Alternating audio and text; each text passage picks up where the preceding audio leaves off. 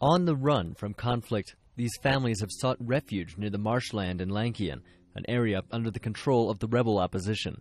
Almost entirely from the ethnic Nuer community, many came from the towns of Malakal and Bor, having witnessed some of the worst fighting between rebel and government forces since the war broke out in December 2013.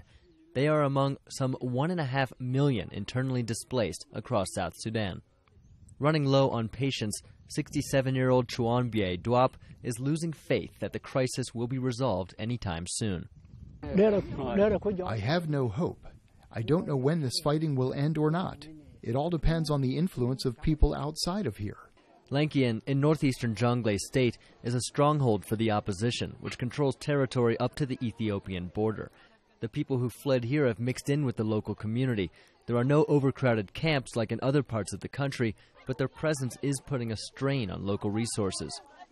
Nirol County Commissioner Peter Thier says because this is seen as a safe place, there are now more IDPs than residents. They are coming here for the safety.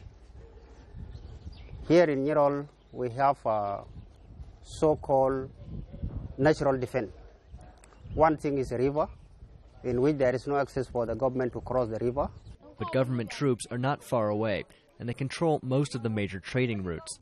While the area has stayed peaceful so far, there are concerns the failure of recent peace talks between the government of President Salva Kiir and the opposition led by his former deputy Riek Machar could inflame the conflict. Back in Juba, South Sudan Information Minister Michael Makwei insists the government is committed to continuing talks despite its apparent military advantage. It is not difficult for the government today to say no more negotiation, but we are going on an offensive. And if the government so decides, it can easily flush out the rebels within the shortest possible period. But we are not for that because we don't want to lose more lives. Brigadier General William Kual Chol of the opposition says his forces also are not interested in escalating the conflict and stand ready only to protect their people. The operation is to defend ourselves from the enemy, because we are not here to aggress anybody.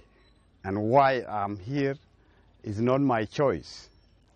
It is the choice of those operators, the regime of Salva Kiir in Juba. Both sides have been accused of committing serious violations during the conflict, including ethnically targeted killings.